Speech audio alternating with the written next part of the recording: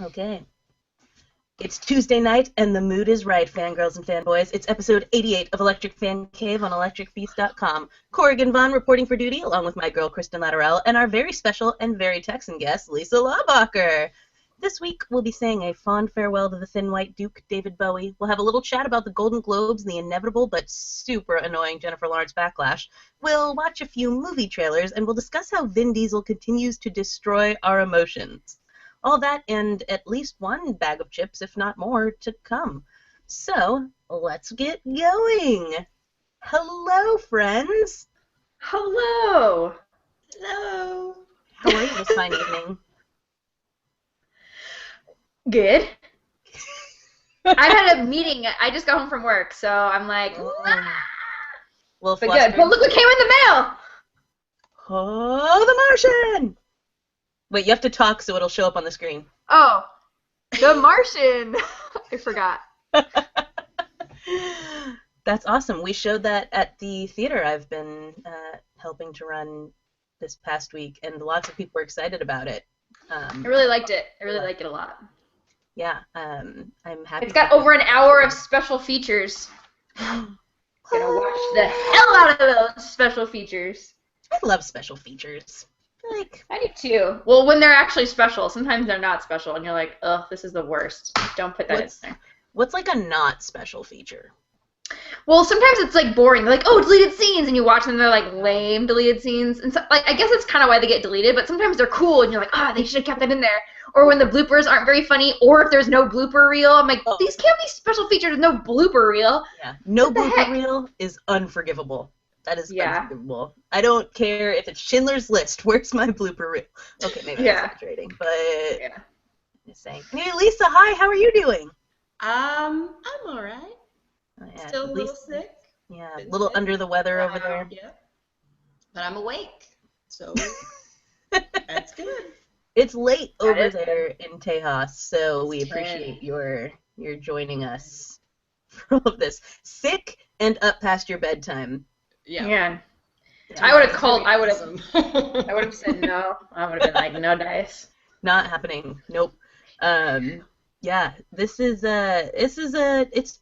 Whoops. Sorry, I just made a big mistake. Anyway, 2016 is off to a weird start so far. So Lisa's ill. That's a bummer. I found out my car was totaled after my accident that I think we might have mentioned the accident last week. Yeah, we did. I don't know if we did that, but maybe not. I knew that you were in one, but that's probably unrelated to this. If I didn't actually say it, I got into an accident, ran over a mattress, flipped around, crazy pants. Wait, you ran over a mattress? Yeah, so someone, like the person, I think 2 cars in front of me, a mattress fell off their car, and then the person in front of me swerved, but then I had nowhere to go, so I just kind of went over the mattress and lost control of my car because it was on a mattress, not on its wheels on the ground. And so I kind of spun around and hit another car and then flipped backwards and just sort of like skidding across backwards like it was Fast and Furious. It was crazy, but I thought that my dear Gozer, my car, was all right, because I drove it home and all that kind of stuff. I was like, it's fine. And then we took it last week to the body shop people, for the insurance, and they looked at it and they were like, no, and it was like everything was really subtle, so it was like, hey, the wheel should be like this, but it's actually like this, or like a post that's supposed to be in like the front of the car is like up by your seat in the car, and things like that, and they were like, you can't fix that. So they just sort of gave us $4,000 and said peace out, and that was the end of my beautiful car. Oh. So. Rest in peace, Gozer. We knew you too shortly. That's what I'm saying. Indeed. And Kristen, you have a sad. I'm homeless, you guys. Well. Kristen's homeless. Where are you right now? You look like. Well, right now I'm in my home, but I'm getting really kicked elaborate out of here. Cardboard box. Yeah. No. It's one of those mini houses that I built for myself. It's made out of a shipping container. I just parked it in the lot. No. You would fit perfectly here. Oh! Texas. No, yeah, I'm You just can gonna also kick sell him food out. out of it. Ooh. Where Kristen, this is what you need to do. I Live know. in I a should do container, that. sell food out of it. I should sell something else other than food. I don't know if I'd be very good at that. No, food's not your forte. Food's not my forte. I could sell like bracelets made out of, Coke bottles. That would be a terrible bracelet. I don't know. I can't do that either. I don't have any discernible skills. This is why she's homeless, you I guys. could show movies. Bootleg movies. Yeah. Guys, go to my storage Because crate that's and all watch they my do. Blu-rays. Hey kids, you want to come by and watch a movie? I'll have candy. You're gonna end up on a list. Yeah. I am. I know. No, I'm just getting kicked out of my house, which is a bummer. My landlord, we're pretty sure like her kid's gonna move in, so they're kicking us out, which is a bummer because we're in like a super sweet house. It is a really nice house. So Yep. yeah, so now we're and like moving sucks and looking for a house sucks and just all of Bring that us an blows. old car. There we go. I have this beat up car outside. I know I can't drive it, but I could live in it. You could live in it. I could get one of those people who make small houses. I'm like, here's a Honda Civic. Yeah. What can you give me for this? It has a Would surprisingly totally be, like, spacious on trunk. HGTV. I could make $1 million. Then I could show real movies and not bootleg ones out of my Then car. she's gonna flip that car and sell it for even more. This is a really good gosh. business model, you guys. It's totally true. Today, okay, so there's this kid that we have that comes by our work, and we were talking with him, and he wants to start this business, and he's like going on, and I'm kind of half listening to his conversation and half not. But like from what I can tell, I don't understand like what the point of it is. Like he wants to make pins, and he's got like all of these things he wants to do, but Pins? like buttons? Yeah, like buttons, because it's 1975 and he's running for president. I don't know. But he's like got all these ideas that he wants to do, and I'm like, he's like, Kristen, what do you think? I'm like, honestly, this sounds a lot like Entertainment 720 from Parks and Recreation, where there's like really no like idea other than the things that you want to make, and like it was like the most bizarre thing, and I was like, I don't think it's a very good business plan, but I also don't know what's going on right now. Hey, sometimes Anyway. not having a good business plan works. Like there's some sort of app called Peach. Have you guys heard about this? No. It's like it's been trending on Twitter and everything, but it's like mostly trending on Twitter because people are like, what the hell is Peach? And so people are downloading it just to figure out what it even is. And so they're getting like all these like bajillions of app downloads because people are like, why are we talking about this? What is this thing? And it'll be gone in like, a month or whatever when people are like, is this Google Wave? Like, this is not a thing. You're like, oh, this does nothing. This does nothing. Yeah. This is not useful by any stretch of the imagination. That could work for your friend with a meandering business plan. There you go. I'll tell him to look it up. Yeah. Look up Peach. Maybe model your whatever you're doing after that. Whatever that is that's happening. So anyway, that was a total aside. But yeah, so I kind of just wanted a do-over 2016. I'd like it to kind of, I don't know.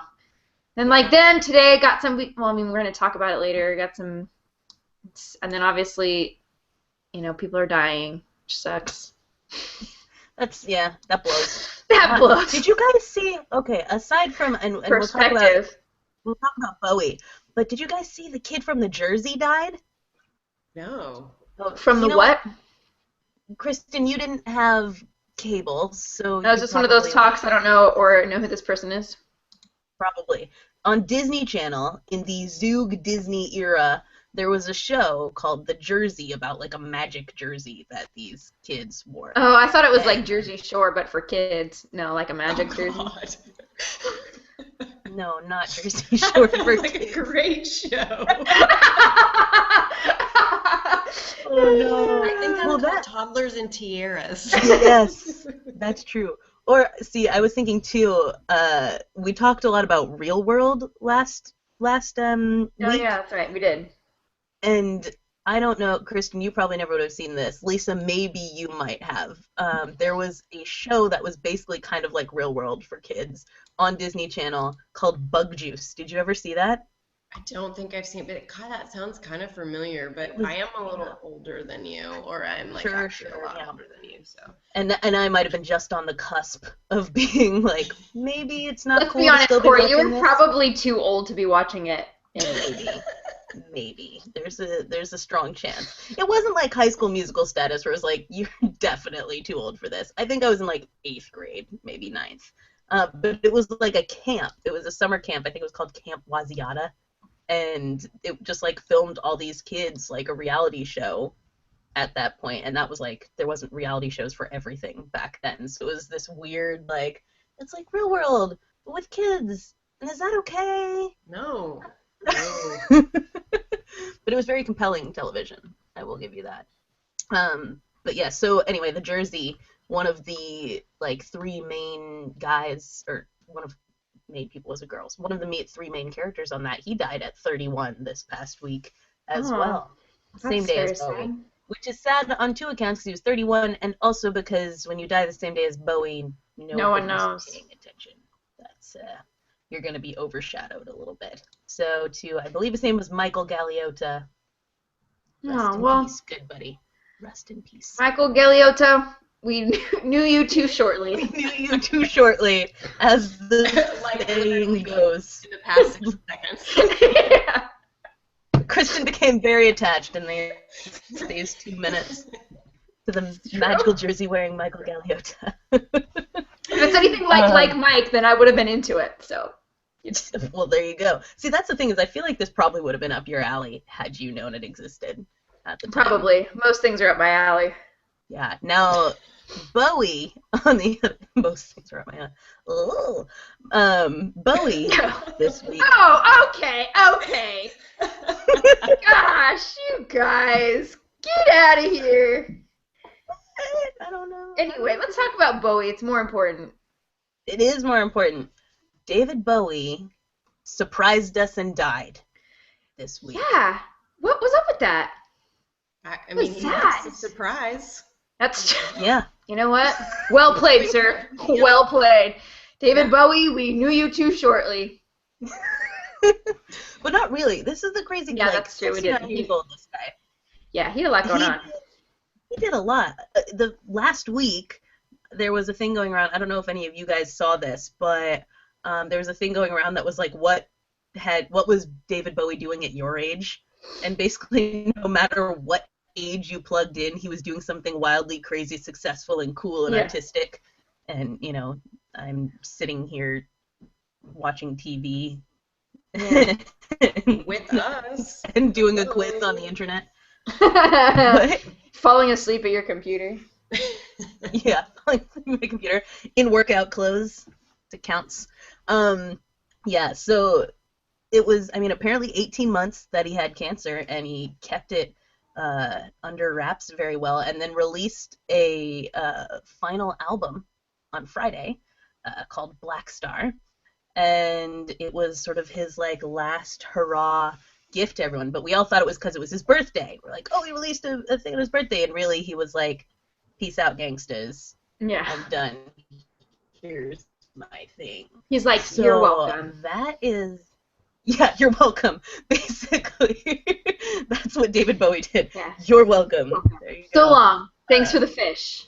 Yeah, it's crazy, but with someone like David Bowie, it's interesting to watch because it's like everybody's thing. Everybody's got some David Bowie thing that they love.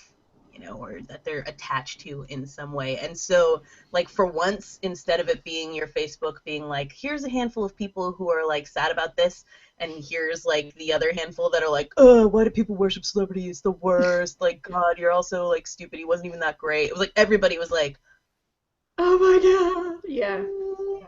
But I think it's also because anybody that wasn't like that would be just completely ostracized. What's wrong with you? This is true. In the world, and you don't care. There's obviously something wrong with you. Yeah. I think best case scenario in that situation is just not say anything. Right. Yeah. I feel like in most scenarios you should. I agree true. with you. Like in this one, it's like a extreme case of like you definitely want, even if you felt it that way. But even in general, I'm like, so yeah. I mean, you know me. I'm all obviously. I still haven't watched. I haven't watched A Knight's Tale in like 10 years since however long ago it was that he died. I'm like, I can't bring myself to watch A Knight's Tale. Like that's how I grieve. I just avoid it forever. So you know, people do it in different ways, and I think I don't know. Anyway, that's beside the point. But yeah, no, I agree. Yes, and like Instagram too. Like anything you went on that day or the next day was like 15 pictures of David Bowie, and but yeah. So it was. I don't know. Part of me is like. Obviously you're sad, but I'm like, but also like, well done, David Bowie. Like, you're crushing it that you you know did such a good. I don't know, left this like this legacy, and your music really meant something to people, and cool. I agree. I think what was cool is like Iman, his wife, she had posted that you know, she fell in love with David Jones, not David Bowie, and David Bowie was, you know, the character and all that. And what I think is so great about that statement is kind of implicit in it is that like David Bowie is ours. She's like, you can have him. You can mourn him as your friend, you know? Like David Jones was mine, that was my husband. David Bowie belongs to you. There you go. I'm like, and that's what's been happening, which I think is cool. You see someone who's had so much impact on so many different kinds of people. I mean, obviously for me and not you, Laddie, Labyrinth was a huge part of my upbringing. Lisa, have you seen Labyrinth? It was an enormous part of my childhood. Okay. I was born in the 70s. What are you talking about? Sure. Labyrinth? Are you kidding me? It was like Labyrinth, The Dark Crystal, Time Bandits, and like Goonies, and that's why I'm weird to this day. You know? That describes what has happened to everyone who came out of the 70s, is that block of films right there. Right, exactly. It's right there. All you need to know is The Dark Crystal existed, and it was for children. Yeah, I mean, I wouldn't let my kid watch. Yeah, I'll totally let her watch it, but looking back on that, it's weird. I mean, Labyrinth was super creepy too, though. I mean, it is. It's true. It's like what we grew up with. If you didn't watch it as a child. For Kristen, that's the case. I don't know that like, that's I had universal. an older sister, and we watched it together all the time, and she was like, probably like, oh, how can I get the Goblin King to take my bratty sister away and get her out? You're like, yay, we're having fun. She's like plotting against you. How do I make this happen? She's like, Jennifer Connelly, help me out. Right. Man, that movie was like my everything as a kid. We would dance around the house, the magic dance, and all that kind of stuff. Gosh, I will never rhyme anything with voodoo except you do. I mean, ever again. To be fair, there's also not a lot of things that rhyme with voodoo, but should the occasion rhyme. Well, and that's another fun thing about that movie too, is like anywhere you go, if you start saying that, people fill it in. Yeah, which is always exciting. I love anything that can get into like the cultural lexicon like that, you know? So that was like a big deal for me, and growing up on all that stuff. I mean, Kristen, do you have any fond Bowie things? Knight's Tale, obviously. Kristen? He was in A Knight's Tale? Well, I mean, the big dance scene is to David Bowie. Oh. I was like, I that. A minute. Weird. I haven't watched it in a long time, but what? I was like, I know. I'm like, I mean, I remember everything about it, but I don't remember that. Yes, that was, I guess we could use that one as an example. And I obviously thought it was Zoolander is like when his like big cameo and he like walks up, and I love it because they're like in this. I mean, the whole movie is ridiculous, and like the people that just randomly show up, but it's like in this warehouse, and I'm like, do you remember seeing him like at the cool party they were at before that? But he does happen to be at this like sketchy warehouse, and I'm like, he's like, maybe I can help out, and he just like walks up and owns it, and you see him like taking notes on his hand and like super into it, and I'm like, who's this guy? Like just. It was one of those things where I knew, like, while I wasn't super into his music, but, like, it's one of those people where you're like, but you know he's a big deal, and you know it's a big deal that he just showed up in this movie, even though you're like, I'm not, like, a huge, like, Bowie fan, I'm not, you know, and I wasn't someone who was, like, posting a lot even, but I loved hearing other people's kind of reminiscence and the things that they remembered about him, but he was one of those people that when he showed up in a movie, I'm like, oh my gosh, David Bowie's in this, you know? And so that's always one of those. And so I feel like that even speaks to how much of a cultural icon you are, when even people who aren't really sure who you are, or aren't such big fans, are still like, holy crap, they got him for this. Like, yeah. That's so true. Yeah, so that's one of those things where I'm like, you're right, like, I am not a super big fan, but for sure I at least recognize the, like, oh my gosh, like this, and also the shock too. I'm feeling a little bit better. You're telling me that no one knew he was sick. I'm like, oh my gosh, I thought he just released an album. Like, I thought he was doing awesome sauce. Like, what the heck happened here? You know, I must be really out of it. I didn't know he had cancer.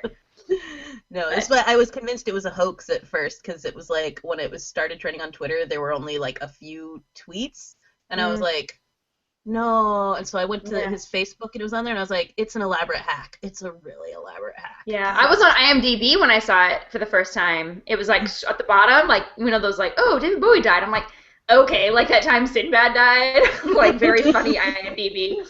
But I'm like, I'm pretty sure IMDb would like vet their information. Yeah, they're pretty legit. Check. Yeah, that's the thing they do. Yeah, it was bonkers. I also think of your reaction to him in Zoolander. I had the same reaction, and we might have gone and see it together. But in the Prestige, when he shows up as Tesla, it's like he came on screen. And I was like, gosh, I forgot about that. Right? It's like so out of left field. You know what? The only thing I remember about that movie is the last scene. Like, I almost wiped out the rest of the movie for me, because I was like, what the is happening? And it like so kind of scarred me. Fair. Yeah, but that's totally fair. You're right.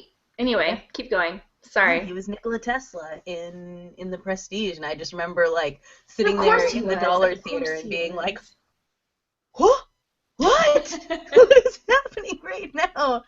And like, it's great because this is like the Bowie thing, is like he can be super weird and crazy and androgynous and stuff, and then he can be like the super suave guy like in Zoolander, or like in a suit and stuff like that, and you're like, I buy it either way. Into it.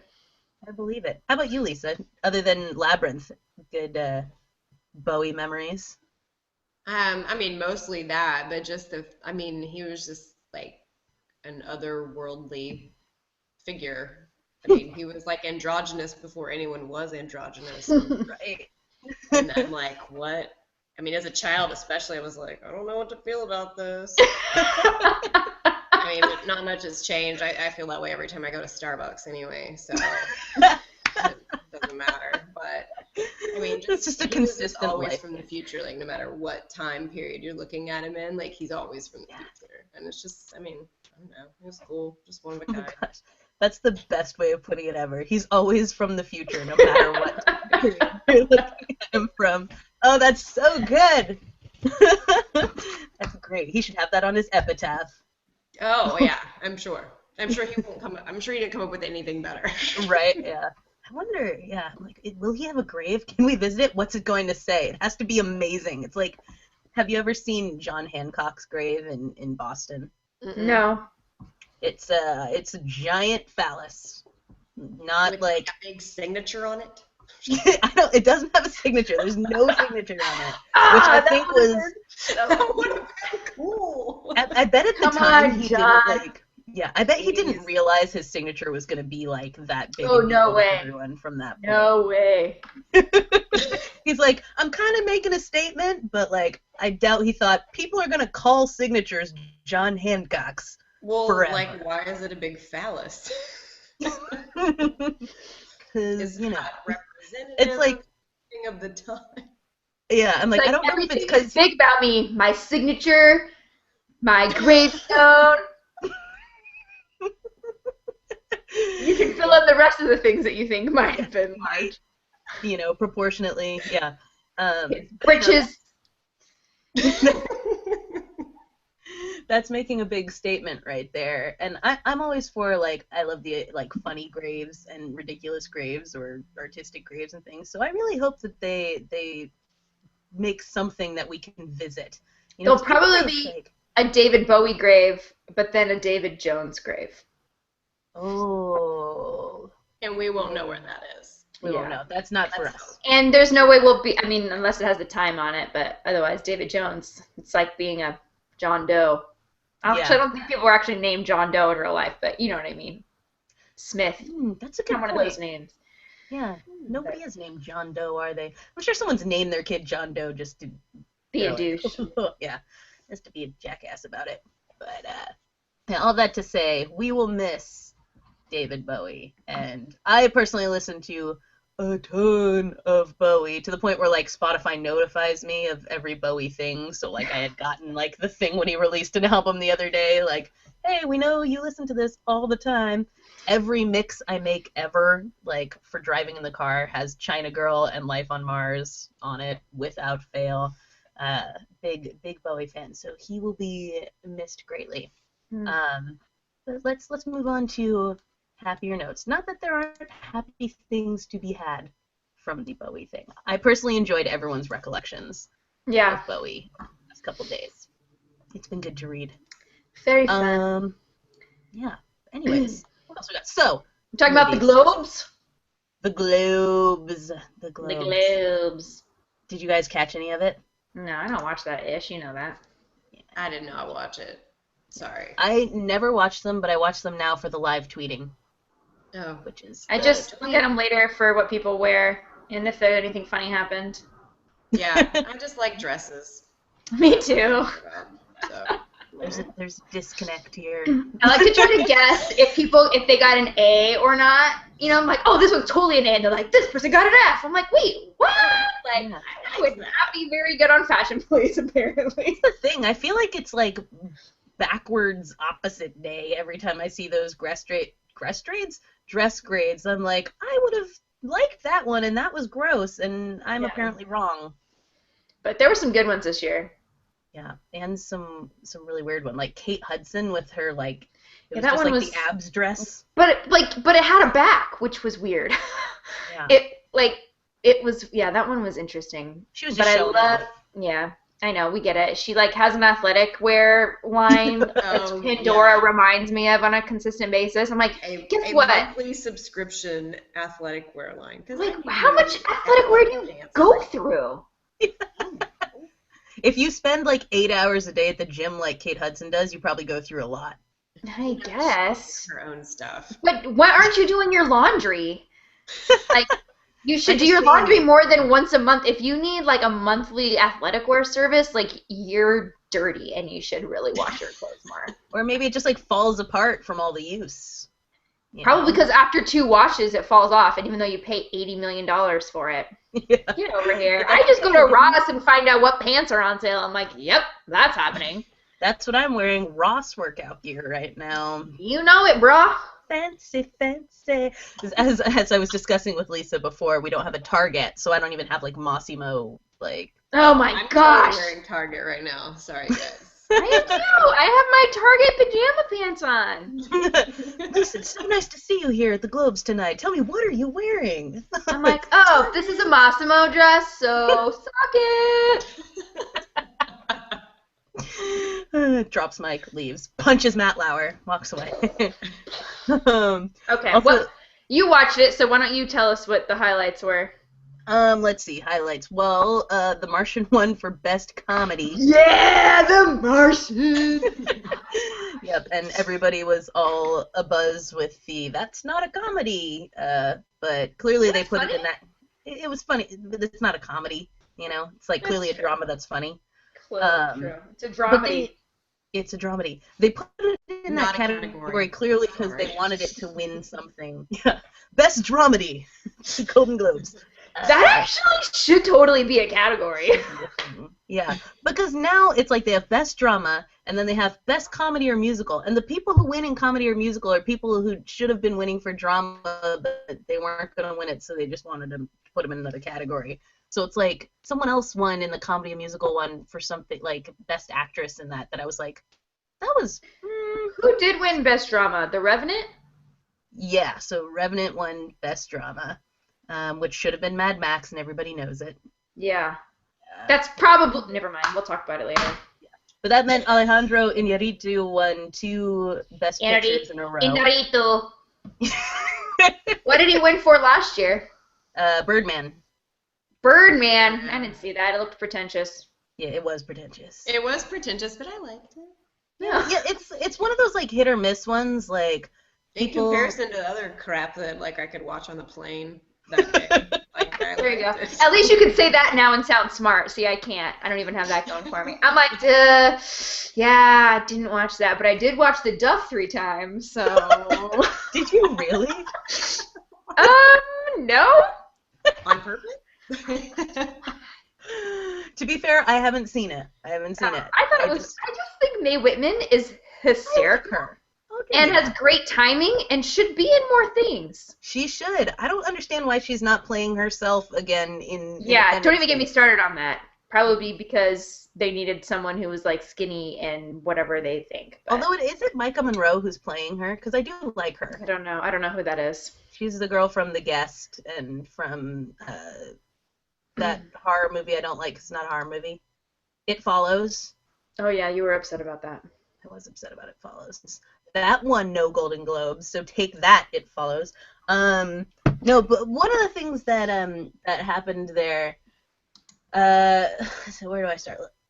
So Kristen and I have talked before about the fact that we knew someday there would have to be Jennifer Lawrence backlash because this is the nature of the internet. And our, like, sort of pop culture nemesis of sorts has been Celebrity Gossip Academic Style, which started as a fun site that talked about pop culture and stuff and posted shirtless pictures of Paul Newman, and then got to be, like, just sort of excessively critical of everything.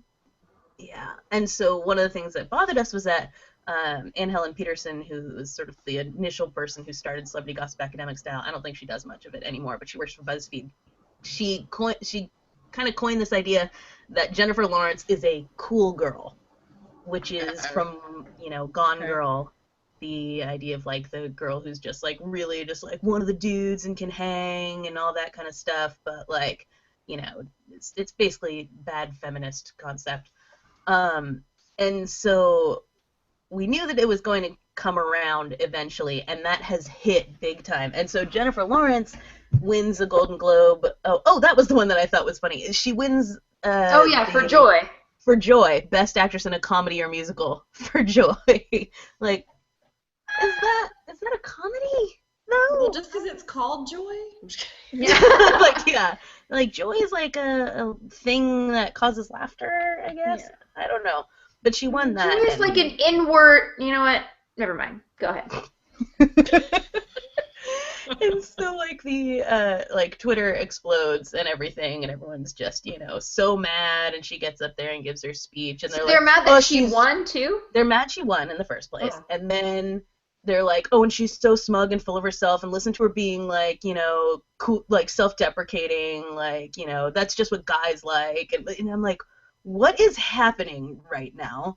And then she goes backstage, and, they do their post things, and a guy was trying to ask his question from some foreign press somewhere, and he may or may not have been using a translator. People there disagree on whether he was using a translator or other people thought he was taking pictures of her while he was trying to ask questions. So he was kind of stumbling over it, and she was like, hey, you can't live your life behind your phone, man. Look up here. And everyone laughed, and then he then says something about the Oscars. She's like, you're at the Golden Globes. Let's deal with that. And everyone freaked out.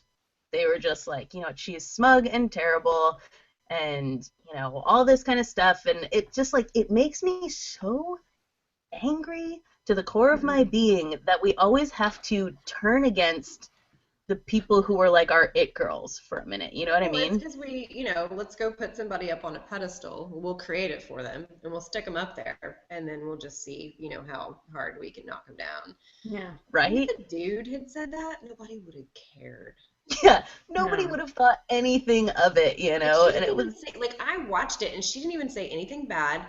She said something that I would say to somebody at the dinner table, and because I'm obviously also an asshole. I don't know. Yeah. Well, you're a terrible person, Lisa, clearly. Right. I mean, clearly. But she still answered his question. Yeah. I mean, she sincerely answered whatever he was, stumbling over and trying to ask her. So it's not like she just totally dismissed him and was like, dude, you just don't care, blah, blah, blah. Yeah. And it's like... I also, I respect her for the use of her term bro. She was like, oh, bro. And that's one of the things people don't like about her now is like that she talks like she's just having a conversation or whatever, like bro, you know. That makes me so mad. I'm like, what? Oh no, don't talk like you're having a conversation. Please live your life in this scripted, weird manner. Like and it's the same stuff that, like you said, we put her on a pedestal. This is what we were putting her on a pedestal for 3 years ago. Like, oh, look at the way she's so refreshing about the way that she like handles fame and talks to people and acts like a normal human acts. And now that she's still doing it, when she's older and looks more like a woman and is more glamorous and all that kind of stuff, it's like we can't have that anymore. Yeah, being human is no longer cool. Yeah, so we it's like you can't be human and that scripted in our lives. Yeah. It's yes, to me it just plays off like I think people are hiding behind criticisms of like her intersectional feminism and stuff, like, oh, she's not dealing with race or things like that. They're hiding behind that to cover up what's really like essentially, I don't want to say jealousy because that sounds really petty, and I'm not accusing women of being jealous, but I think we are taught to compete with each other and to see successful women as a threat, and so all of a sudden she's gotten like not just like she's now, even though she always said she wasn't going to, she's really skinny now, she doesn't look like a normal girl like she did a couple years ago and things like that, and we're like, she can't be that and also this like awesome person we thought she once was. She has to be, full of herself, and she has to be knocked down a peg now by the rest of us. And it grosses me out that that's how we deal with people. I mean, it's the same thing with, like, Anne Hathaway a few years ago, too. Like, everyone had to hate Anne Hathaway. It's like, what did she ever do? She just got to be too good, too skinny, too, Well, you go, yeah, and it's one of those things where it's like, is it because she keeps winning everything? Is it because she... I don't know. Yeah, I don't know. And Hathaway then kind of shows like this progression we've made because she's like very different. Whereas like she would be like a very kind of polished person on talk shows and whenever you should have interviews, like would always say the right thing and was very charming and polite and wonderful. And you're like, oh, Anne Hathaway, she's so great. And then all of a sudden we're like, yeah, we're not super into that. We don't like polite. Yeah, we don't like polite, well-spoken women anymore. We'd rather have someone that is stupid, or whatever. Not saying Jennifer Lawrence is stupid, but trying to move away from that. And then we kind of moved into this like, and we'd seen it with Anna Kendrick. She was never quite, I don't think, on the same pedestal as J-Law, as Jennifer Lawrence, but I think that was another academic style one where she had said something and they were all like a Twitter, not on Twitter, but in a Twitter, Twitter. About whatever it was that she had, and they were like, oh, yeah, now she's just too, it's like the thing that we loved about her is now the thing that we hate about her. And I'm like, well, but how do you why? And it's like, yeah, how do you win? And it's like, it's one of those things where it's like, you usually like bag on people like, oh, they've changed, they sold out, they've changed so much. I'm like, none of the women we just named like have changed at all. They've always done the exact same thing they've always done, and so then we just decide that we don't like that anymore. So I'm like, well, where are we gonna go now? Because we went like the one end of the spectrum of Anne Hathaway, who's like gorgeous and beautiful and well-spoken, put together, perfect, and we had Jennifer Lawrence, who like talks about butt plugs and is like super inappropriate and awkward and falls a lot. I'm like, where do we go from here? Is there someone in the middle who's just like the not? I don't know. So and I don't really know what we're expecting from them and why we. I don't know why we really should expect anything from them. For one thing, what can we really expect them to do for us? Like, if I like the way you act and I want to see your movies, then I'll go see your movies. But quite frankly, I don't care about, like, personally, like, what you do. Like, yeah. Right. You can turn it off, And, like, beyond that, I think, like, my thing is, looking at the comments on that celebrity gossip academic style thing, for one thing, was just gross, because you saw people just say things like, I'm sick of her, as if that's a valid critique of a woman, to say, I'm sick of her. Like, just her as a human, I'm sick of that. Like, what? Okay, I guess I don't understand, like, what kind of emotional attachment do you have to this celebrity to feel like you need to vent that you're sick of them? And that's where it's like, I'm like, because just don't go see their movies, like, and just don't like it's not like they're your next door neighbor. It's not like they're your best friend that did you wrong. I mean, just Yeah. move on. Yeah. There's so much more to like do or watch or see. I mean, come on. And the way that I sort of think about it is I'm like, it's okay to critique things that actors and actresses do. Like, that's fine. You know, things can have consequences and stuff like that. You know, if she says something that's like, if she accidentally says something that's racist or, you know, transphobic or something, like, call it out. Say, like, hey, she said, like, a thing that was gross that she shouldn't have said. Right. But you don't also have to then vilify the person. And on top of it, like, I think, Kristen, sort of unintentionally, you edged towards it when you said, like, accidentally referred to her as, like, stupid, you know? But what J-Law says about herself is she's like, I'm uneducated. I didn't go to high school. And we expect her to have, like, the, like, feminist knowledge of a women's studies master's candidate, you know? Like, she's supposed to know exactly what thing you're supposed to say about race and women and all these kinds of things. You're like, homie, she's been making movies and TV shows since she was 14. Like, when did you think she had time to absorb all this? She's trying. A PhD, you know. Yeah, it's, I mean, you know, she's it's not Natalie Portman. right, exactly. So, you know, that's kind of my thing is I'm like, we can't expect people to out the gate know how to have the perfect worldview that we all are supposed to share. Well, no, and if that's what we're expecting, where no one is going to be happy. We've talked about this before. Of like, we all have different worldview. We all see the world different. We're all raised differently. No one is ever going to 100% line up with the way that we see things. And if that's what we're looking for from people, like, come on. How do you have friends? You're the one that is stupid because you can't possibly think that's like a something you can reach. It like blows my mind where it's one of those things, and someone had posted the other day, it was like one of these things about like something about tolerant, oh gosh, I'm going to butcher it. It was something to the fact where it's like, no, like I'm totally tolerant of your ideas until you don't agree with me, and then I just hate you. And you're like, like you're only tolerant if we were on the same page? Like, that's actually not tolerant. Yeah, exactly. And, well, that was a thing. So I'm ruining whatever it was, but it was something to that effect. I'm like, oh yeah, that's true. We totally do that. We're like, I'm cool with it. Like, you can have your own views, but if you don't agree with me, then I think you're a terrible human and you're probably going to hell. You're like, oh, okay. Yeah, that's not a good way to you know, look so at life, you know. Yeah, I have a very narrow group of friends. And it would be or anybody that you can even converse with on like a human-y level. Yeah, like, what do you sit around and talk about? Be like, oh, this. Oh, yeah. Yeah, I agree. Oh, I agree. Yeah, that sounds boring.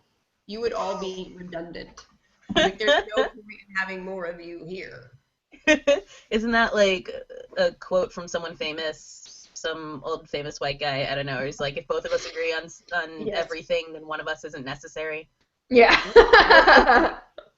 There you go. So that's just my thing. Is it's like you can dislike J-Law as an actress or whatever. You can think she has problematic views or things like that, but I don't like the pitting women against women kind of thing where it's just like, I think the commentary of I'm sick of her is exactly what's wrong with the way that we look at women in Hollywood.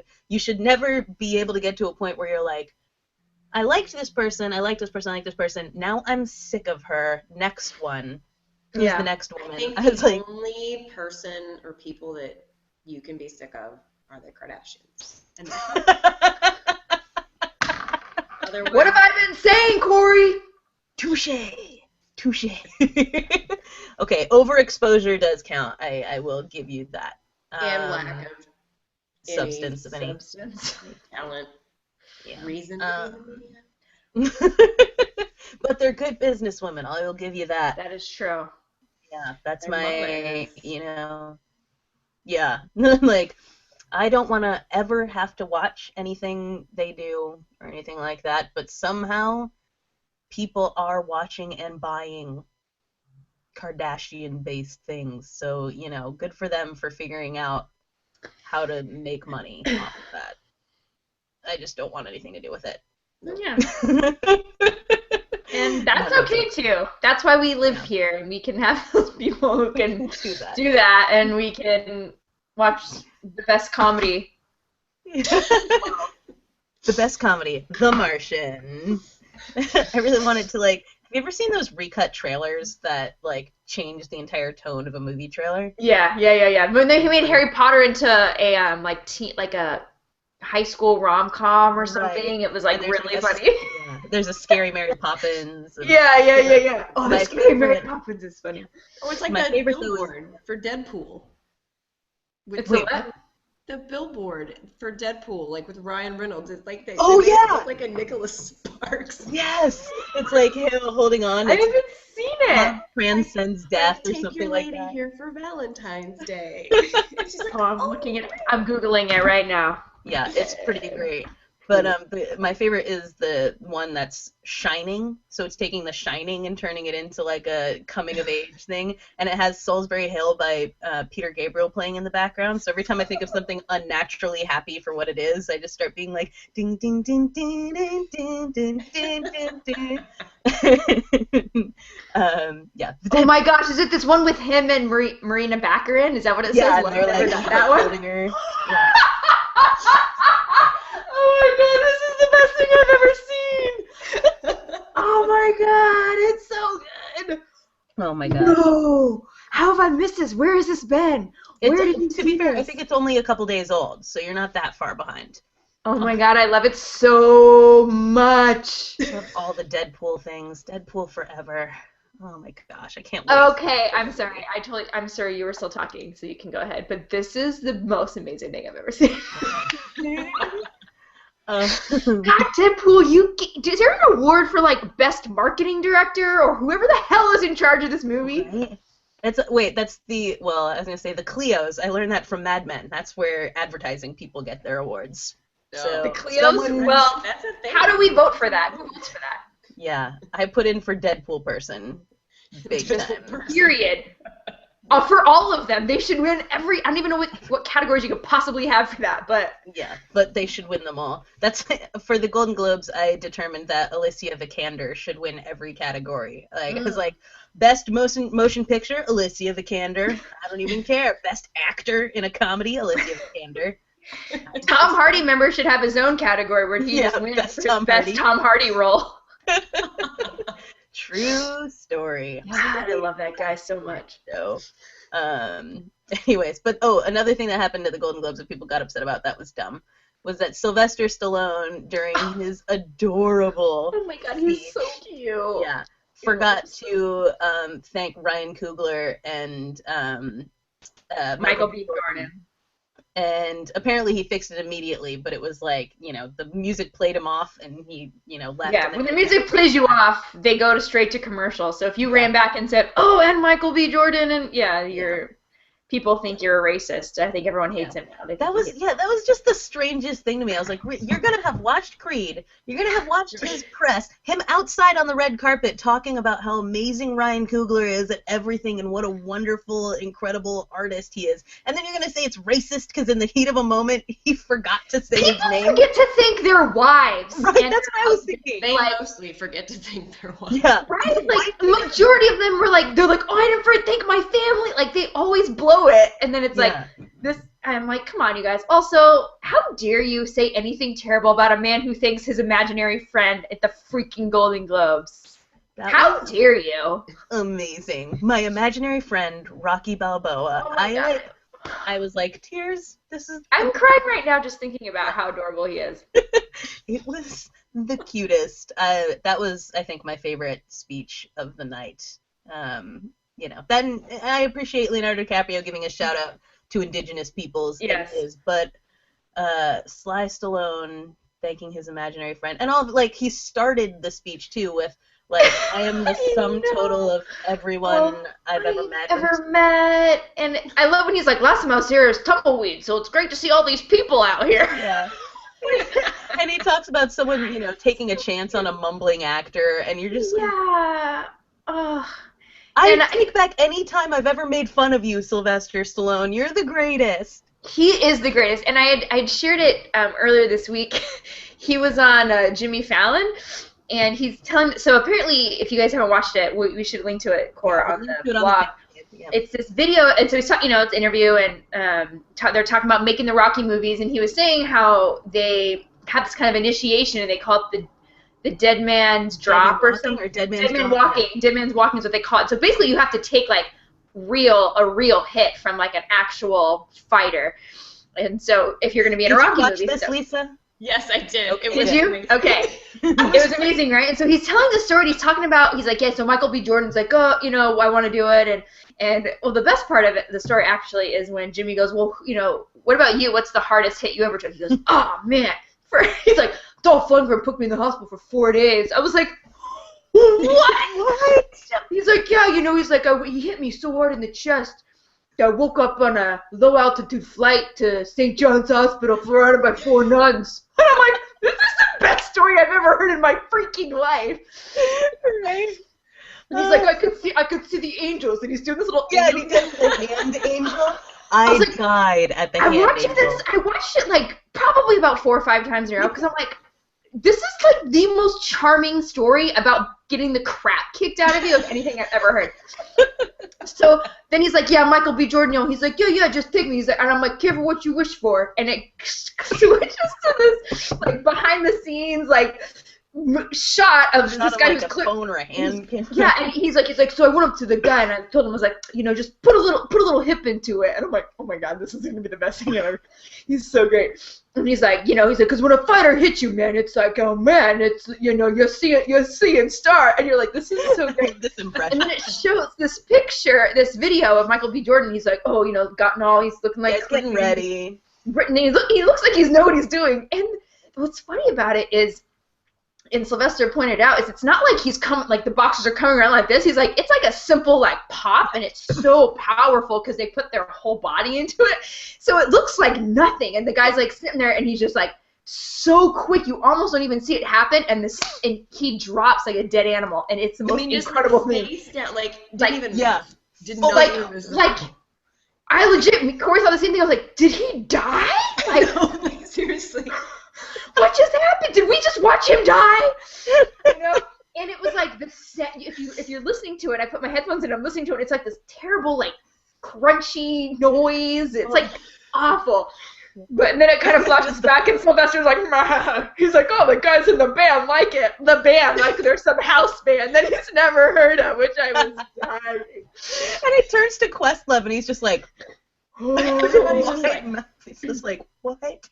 Oh man! And the fact that he started singing 16 Tons in the interview, which is also my favorite. He's like, St. Peter, don't you call me, cause you know. I'm like, my dad used to sing that to me when I was a kid, which was like super weird now that I think about it. But yeah. Oh, you guys, it was wonderful. So if you haven't, I've explained you the whole thing, and I don't know if you could tell. I clearly have an excellent Rocky Balboa impression, but you really should also pretty spot on. It's pretty good.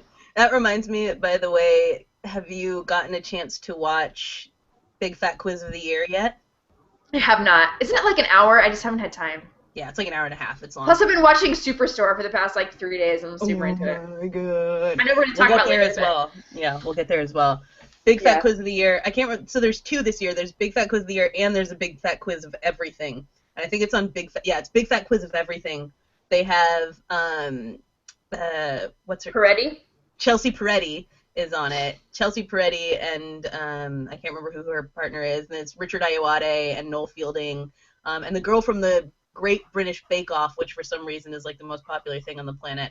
And they all start doing Sylvester Stallone impressions, and the host just loses control of the entire thing. He can't get them to stop, and they're all like, after a while, you can't hear words or anything. It's just people looking at each other going, it's incredible. I was like about to pee laughing. Oh, so good. Yeah, so good. Great.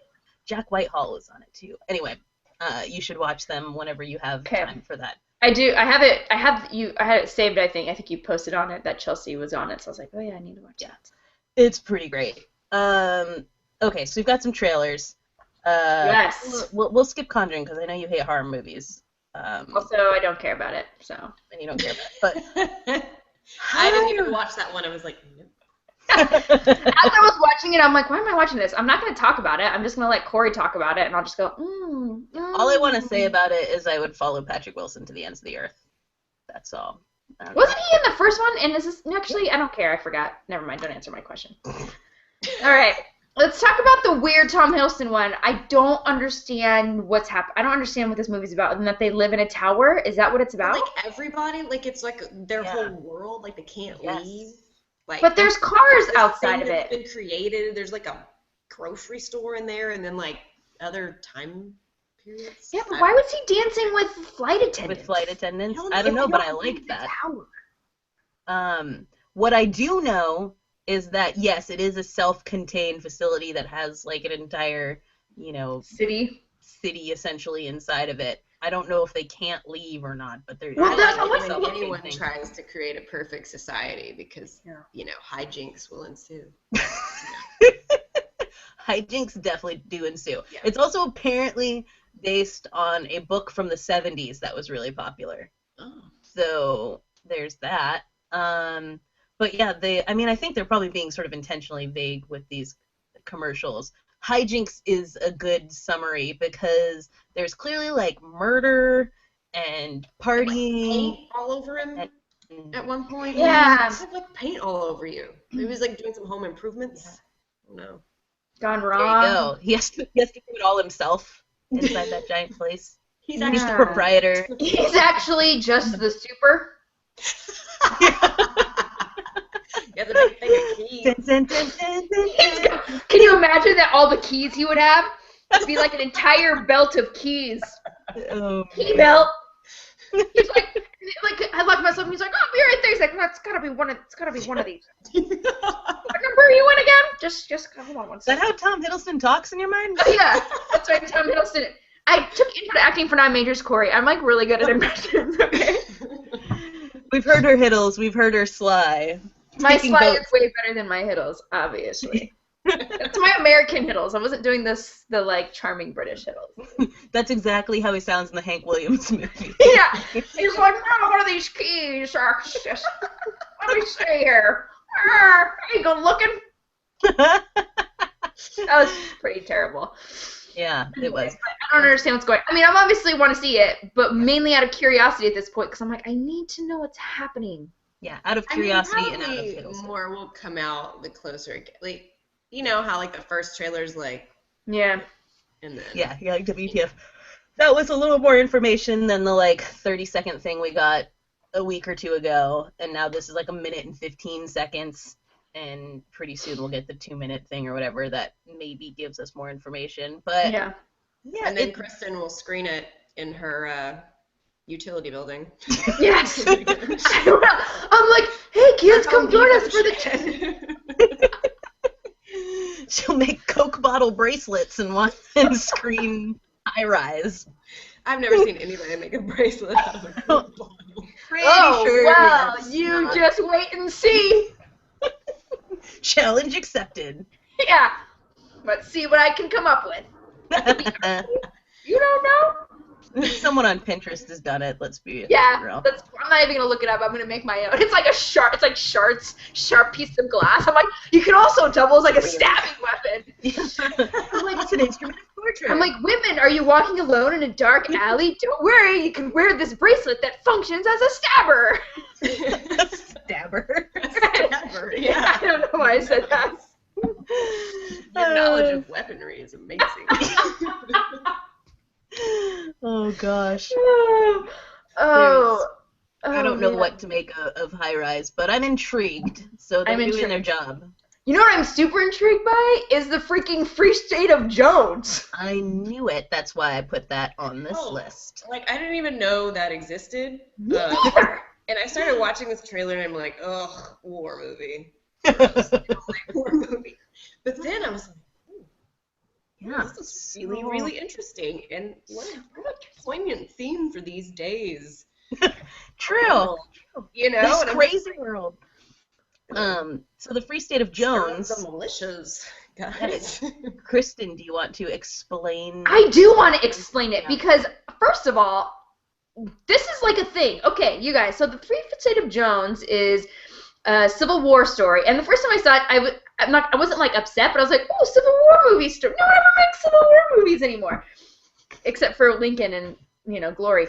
But Conspirator and, Well, yeah, okay, maybe they make them a lot. But anyway, usually they're World War II movies. So it's like, oh, cool. So I'm like watching it, and So what it is it's Matthew McConaughey plays a Southern or Confederate soldier, and he deserts essentially. He's like over it. It looks like his son. If it's not his son, it's at least a young kid that he was bonded with. They don't really explain that in the movie.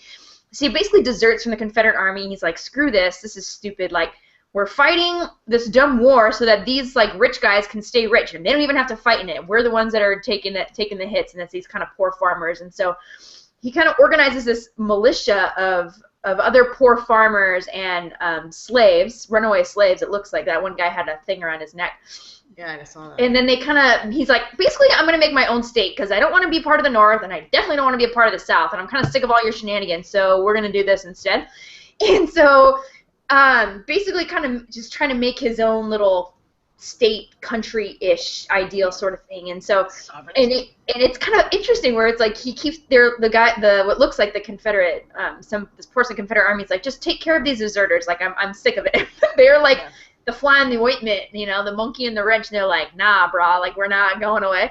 And so I think what the coolest part of the trailer is like they kill one of the militiamen, and they're having this big funeral, and they're thinking, he's going to show up for this. Like, he's not going to miss this funeral. And you, like, see these women walking up, and it's like only women at the funeral. You're like, okay, I'll see they're not coming, the husbands. All of a sudden, the women bust these guns out, and are like, these are blowing people up. Guys are coming out of the freaking bottom of buildings. And I'm like, what the hell is happening? That was the coolest thing ever. And he's like, I can't believe we're getting beaten by a bunch of, like, backwoods guys and women. And what was the line he said? He had these, it was like a woman and like her 4 young daughters, and he taught them how to hold a gun. This Confederate guy had come up, and he's like, oh, I see who you're recruiting women now, right? And he's like, last time I checked, a gun doesn't know who pulled the trigger or something. I was like, oh my bitch, like, he's got you. These girlfriends all going to smoke you.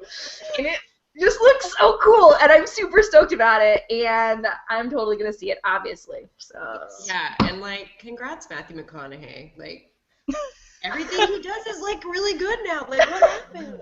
I'm still floored by it. Yeah. And I saw him on the street a couple months ago. You did? Did you say, hey, good job, bro, killing it? No, he was like on some photo shoot for his clothing line. Because he has a clothing line? I don't know. Matthew McConaughey. Of course he does. It's all over the place. Why not? Yeah. That's Why cool. wouldn't he? He needs something to wear while he's driving his Lincoln around. I know. Oh, yeah. Yeah, I mean, doing in that commercial. No, he's really turned into like a great actor, and I'm like, yeah. Who would have seen that coming? Nobody saw it coming. Get away from like Kate Hudson and Sarah Jessica Parker and whatever, all those. I'm not gonna lie, I enjoy those movies. I mean, but I do it's too, a different but, caliber. You know, it's just a different. It's a different thing. showcase his talents. Yeah. They And this looks interesting because I think it's that what we were talking about earlier with, like, the idea of like people sort of villainizing someone who has any perspective different from theirs, things like that. And so having like a Civil War movie about a Confederate guy who deserts and works with, with slaves and things like that to create something separate. And clearly all these people are not going to have everything in common in this case. But this is like sort of the story of the Civil War, right? Like, I mean, when you listen to that One War Gray and One War Blue song, where you're like, this is about people who otherwise would be sitting at the dinner table with each other, and, this thing comes in between them. So there's something in there, I think, for the fact of, like, thinking about the people who are involved in any form of conflict and are on any end of a political debate or things like that, and, the value of those people as humans. Yeah, well, I sent it to a friend of mine, and he was watching it. I saw him today, and he was watching it, and he's like, "This is so interesting. I've never seen. They've never made like a Civil War story that's about like from like a Confederate point of view, really. At least not a modern one. Yeah, at least not a modern one. Yeah, exactly. And so it was. I was about to say Gone with the Wind, clearly. True. Okay, good point. But I guess he was saying he hadn't seen one. Usually that's what they take the Union view. And what I really liked about it too is it's not necessarily like he's like, oh, slavery is bad. He's like, no, these guys are exploiting us. Like, I don't want to fight their war. And it's like, what he means. And he's sitting down talking with that group of runaway slaves, and he even says like, I don't want to keep fighting so they can, or what does he say? Something about like. They have to, oh God, I don't remember now. But it was something that it was like, the idea is essentially that it's not. The idea was that they agreed, sort of, but it was like different, like it was like, they were kind of on the same plane, but it was different. From different angles. From different angles. So it's like the slave's like, I didn't want to pick the cotton, where the guy's like, I didn't want to fight so he could just get rich off of cotton or something. And then the slave was like, yeah, me neither. And it's like, it was just kind of this interesting thing. And so I'm super stoked to see it. I didn't even know never heard of it, didn't know it was happening. I'm super excited to watch it. So I think it looks cool. It looks interesting. As soon as I saw there was a Civil War movie coming out, I was like, well, Kristen's going to need to know about this. Obviously, Kristen needs to see this. Yeah, mission accomplished. Sad news on the movie front, though. Unforgivable news, to be honest with you. I don't want to talk about it. I don't like it. George Miller says he's done making Mad Max.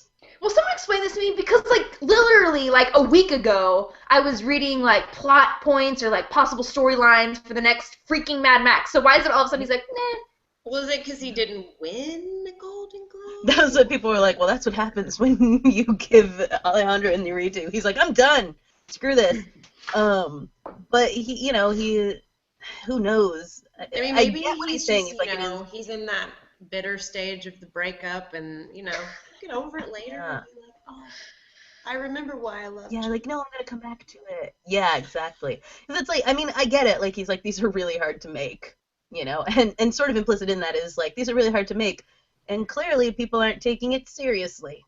So there's that. But, I'm like, I get that. He's an older dude making these things, and they take a long time and a lot to do. Everyone appreciates it. Yeah. Like, it's huge. It's time and time again. Yeah, I guess, but those guys, they don't like anything. Yeah. It always reminds me of that one Jimmy Kimmel on the Street where he sent that guy out to ask people if they'd seen any of the Academy-nominated movies, and it was, I don't even remember what year it was, but whatever they were, it was definitely like, you're like, no, I haven't seen that. And they're like, oh, did you see White Chicks? And they're like, yeah, White Chicks was awesome! That's right. Like, every single person had seen White Chicks, and no one had seen any of the Academy Award-nominated movies. And so it's one of those things where, like, yeah, I guess you want to be recognized by, apparently, these people are your peers, in your field or whatever, but at the same time, it's like, when you're making something, I'm not one of those people who's done that, and so and that's not really my world, and so maybe it's not about that, but I'm like, but you've made something that so many people rallied around, and it meant so much to them. Yeah. I don't know. I feel like Vin Diesel, if we can just divert for a second and come back to it, Vin Diesel kind of alluded to it a little bit when he won, like, the People's Choice. Yeah. And he's like, it's one thing to, like, when he's like, this is the one that means the most to me. It's like, because this is something that you guys voted for. You love this. He's like, I make these, like, for people to see, normal, like, you guys to see. And so it means so much that something I put my heart and soul in, you really appreciate it. And I feel like the fans and people around the world, and even critics, have given that back to George Miller, like, a millionfold of, like, he poured his life into this. He spent 20 years trying to make it, finally gets it made, and everybody loves it, and all anybody wants is for him to make another one, and he's like, nah. So I hope that's not the reason. I hope it's just because he's old and tired, and he's like, man, I really want to put the time into it. Like, this is going to be decades of work again. Yeah, so I'd honestly rather it be that than have him be like, well, I didn't win, so forget it. I'm like, come on, bro. Like, that really? Come on. And my guess is he'll probably have a hand in whatever Mad Max comes next. I doubt he's going to, like, completely just, like, wash his hands of the franchise and be like, okay, whoever wants it, take it. I think that, whoever writes and directs and does the next ones, I'm sure that he's going to be consulting with it, because he's not going to want that legacy ruined. Someone to come in and undo everything that he did with Mad Max Fury Road. He's going to want this to be something that carries on in a way that honors the legacy that he's built on this thing over several decades, and specifically with this last one. So it's sad that he's not going to be at the helm of it, but I have hope that he's not just like leaving us. Gonna let it die. Yeah, just gonna let it, you know, go to the highest bidder, and that's that. Because we need more. We really need more. We need more Tom Hardy. We need more Tom Hardy, that's for sure. And all of it. I mean, it's true. The whole thing. So, but on the note of Vin Diesel and his awards speech, because this was at the People's Choice Awards, he did give that speech, and what I thought was what's great about you bringing that up and about him saying like this means a lot more is if you recall when Furious 7 was coming out, that he had said like this is gonna win Best Picture at the Oscars, you know, and it's like I think he was serious because to him it's such a labor of love, and he sees the way people react to it. He's like, I love this thing. Like you would be crazy not to give this Best Picture. And if it did go by like, you know, who is like the people who are actually watching these things versus, you know, the people who are voting, it probably would be. you know? Well, Mad Max probably would be, but it'd be up there. You know, it would be amongst the top picks of people who actually were going to cinemas and seeing movies as opposed to the stuff that is, you know, nominated. So I think it's apt for him to go up there and say, you know what, this is the one that matters, because like really these are the people who go and watch and pay for tickets and love to see themselves on screen, you know, to be able to feel represented in a movie, which he points out is so important. I love that too. Yeah, it's like making a before it was a thing, we were doing this. Yeah, you know, before not it that was it a should thing. Vin was into it. That's beside the point, but yeah. That too, and then that he killed me at the end when he freaking went, and I was pissed that they started playing him off, but I was like, oh, also good because it saved me from ugly crying at my desk. He at the end of his speech at this, and we link to this on the feast, he then, you know, of course, brings up Paul, and then he starts singing, what's it called? See You Again? See You Again. Yeah. Yeah. See You Again. At the end of it. And it's like just heartbreaking to watch, you know, but like really sweet, as Vin Diesel always is. And that's the thing with him, is he's like always singing to people, and he has a terrible voice, and he can't carry a note, and it's wonderful. And they start playing him off, and he just sings higher and more off key to try to sing over it. Like, my heart. It just. God, I love him so much. I love that man. I remember when he did that music video to his wife and he sang that Rihanna song, and it was like so over the Rihanna song, like he couldn't afford to buy a instrumental track of the thing. Or he probably just didn't know how, because I feel like he might be a little bit of a Luddite. Yeah. No. And it's like I think his daughter was the one who like recorded it for him. Is like she's probably like 8.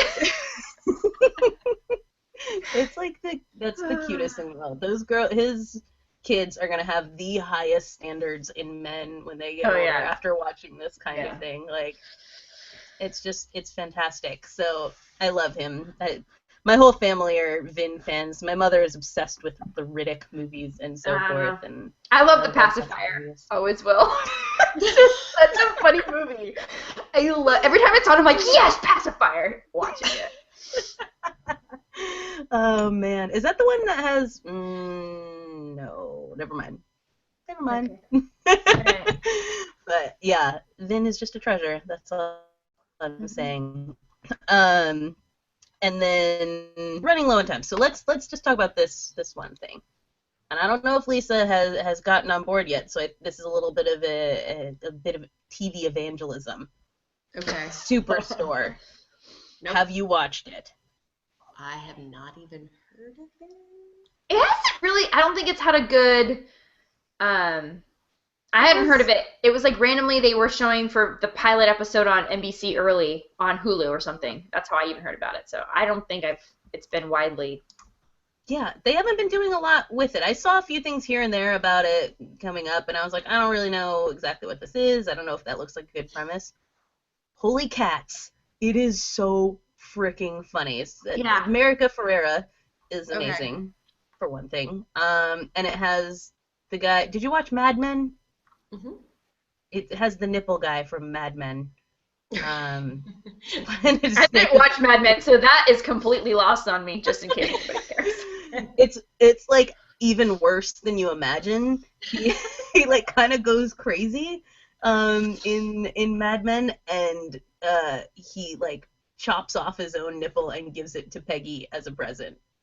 Ew. And like thinks it's gonna be like, yay, and then he gets carried out by people and taken to a mental institution, we assume. But I can never remember. I think his name's Ben something, maybe. I don't know. But he's Ben Feldman, the main guy? Yeah, Ben Feldman. Oh, the guy from that A to Z story that was on for like a hot second. Nobody watched that. People watch Mad Men. I actually watched that. Did you really? Thank you, Lisa. Like, I think I was like really bored, and it was like on demand, and I was like, what is this crap? And so I just watched, like, I think I got to like F. I don't know. I think that's all they had.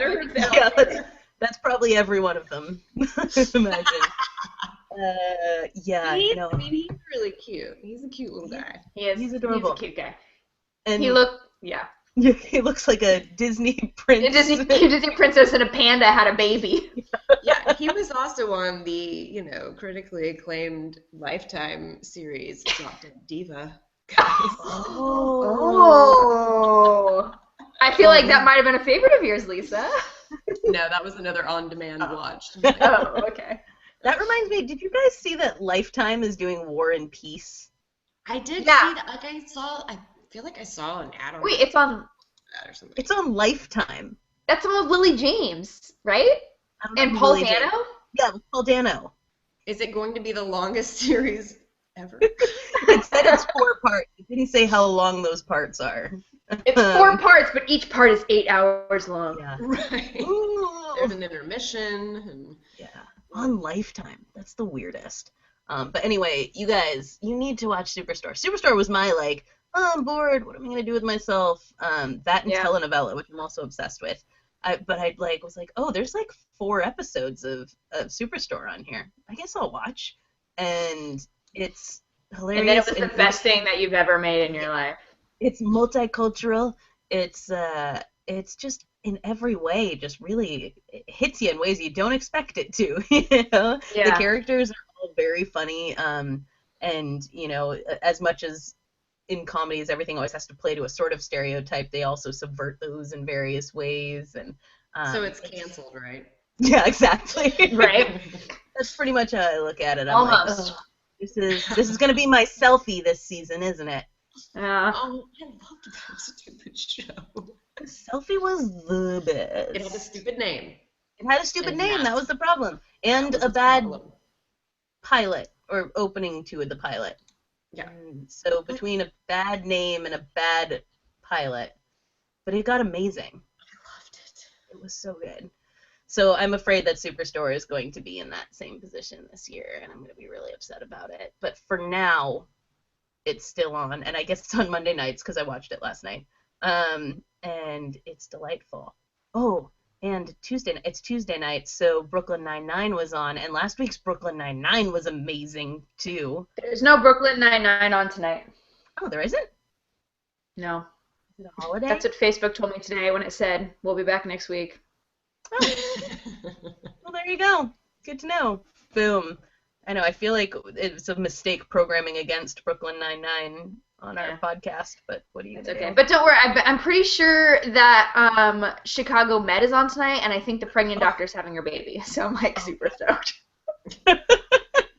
You're still watching that show? I can't stop watching it.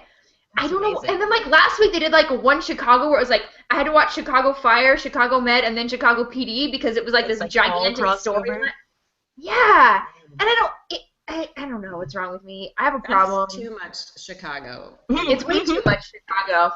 But I love it so much. I don't even know why. It's not even that good. Well, tonight, Pretty Little Liars came back on, so I'm what you guys did tonight. I already watched. Is it on Freeform? What used to be the ABC Family?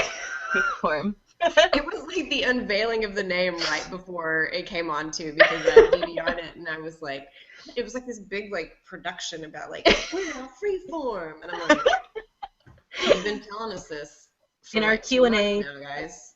We don't. In our Q&A, Daniel Lopez says hi. So hello, Daniel Lopez. I'm like, anyways. Thank you for finally changing your name to something a little more appropriate. We're family in it.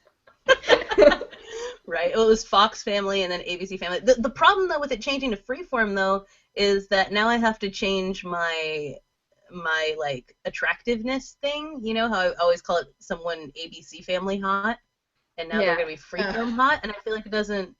It's easier to have the force. Actually, I think that sounds better. Yeah, I think so. But like, it sounds like it could mean something else. You know, like Freeform hot. Like maybe their like features are in a weird place. You know, oh, I see what you're saying.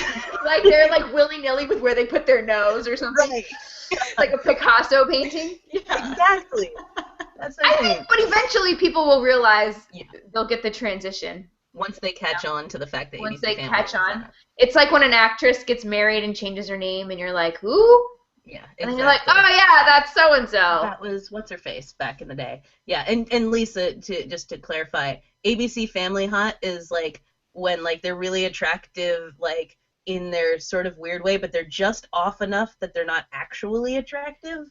They're not hot enough to be on the CW. Yeah, they couldn't be on the CW. They're just kind of like, you're like, yeah. If I get used to them, they're hot. That's what everyone on ABC Family is like. No, you know who wasn't like that? Was the hot guy from Twisted, the main guy from Twisted. He was No. Yeah, with that hair. I want to run my fingers through it. I only saw like 2 episodes. I live word documented my watch of Twisted. Oh, that's true. I love that show didn't make it, huh? It didn't. No, but we had our friend Cynthia on the podcast, and she was on like 5 or 6 episodes of it. So that was why Kristen got hooked into it. But I had no reason. Like I just watched it. No personal connection whatsoever. This is like it was on demand. I mean, I recorded all of the episodes and watched them first round. Yeah. Oh no, I will let you know if I record stuff. I have no shame in my TV game, guys. That's what I'm talking about. There should be no shame. There shouldn't be. You should I just told you I watched Pretty Little Liars already tonight. Pretty Little Liars is the worst best. I've been watching Teen Wolf for the past 2 weeks. I'm like, can't stop. It's like it's so terrible too. There's even this one episode I'm like, that's it. I'm not watching it anymore. This is it. I'm gonna finish this one. And then it got to the end and I was like, but I kind of want to find out who the alpha is. Okay, I'll watch the next one. And then it just kept going. It's like a disaster. Oh man, they just get, sometimes that mindless, terrible stuff is just all you need. You know. No shame in that game, like Lisa said. No shame. Own it. Fangirls and fanboys. No shame in your game either. We're glad you were here with us this evening. Lisa, thank you for joining us. Sure, no problem. Finally made it happen, Cap'n. Finally made it happen. Minimal technical difficulties this time. Well, maybe. We'll see. Yeah. Lisa, you get a phone call from Corey. She was like, actually, the whole episode was corrupted, and we're going to have to do it all over again. Can you get back up? And we'll start I know over it's like 1 a.m. your time. But... Yeah. I'll just get like a cardboard cutout and just like all right, guys. Sorry. I'm going to be like behind it. I'm going to be like, he was always from the future, no matter what time it was.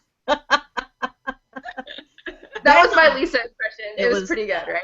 It was. You really nailed that one. Nailed it. Very southern. Very southern. I heard it. Yeah. The Texas was strong. Was it? Oh, yes. Anyways, so fangirls and fanboys, thank you for joining us as well this fine evening for episode 88 of the Electric Fancave and ElectricFeast.com. Make sure that you go to the blog on ElectricFeast.com to check out all the links we talked about, because we know you want to see Vin Diesel make you cry and Sly Stallone hire a guy to knock out Michael B. Jordan. Seriously, we cannot explain what that looked like. Anyways, don't forget to subscribe to us on the YouTube, the Stitcher, the iTunes, anywhere that you find us. You should subscribe to us there and rate and review us on iTunes and on any other podcast site so that other people can find us. And don't forget to share us with your friends. So, for this week, I'm Corrigan Vaughn. I'm Kristen Lotterow. I'm Lisa Laubacher. Peace out, everybody. Take it easy, kids. Crushed it.